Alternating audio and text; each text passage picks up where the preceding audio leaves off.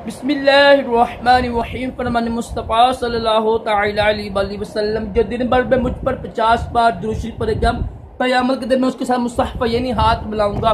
सल्लु अलल हबीब। मिट्टी के बर्तन में खाना पीना सुन्नत मुबारक है। राशिद अत्तारी नूरी दवा खाने की तरफ से, और आप देख रहे हैं मुजरब नुस्खे। आज मैं नुस्खा बताऊंगा, वो है चेहरे की खूबसूरती के लिए नुस्खा है। देखिए, जितनी भी बड़ी बड़ी गुजरी है ना, शताब्दी गुजरी हैं, मलका गुजरी हैं, उन्होंने ये नुस्खा इस्तेमाल किया है और ये वाकई मुजरब है। ये तो चेहरा चमकाने के लिए बहुत ही मुजरब है। हल्दी लेके ना 1 चम्मच हल्दी ले लें, 1 चम्मच दूध ले लें, मिक्स करके सुबह शाम लगाया कर 1 हफ्ते में इंशाल्लाह चेहरा आपका रोशन हो जाएगा, सिर्फ 1 हफ्ते में।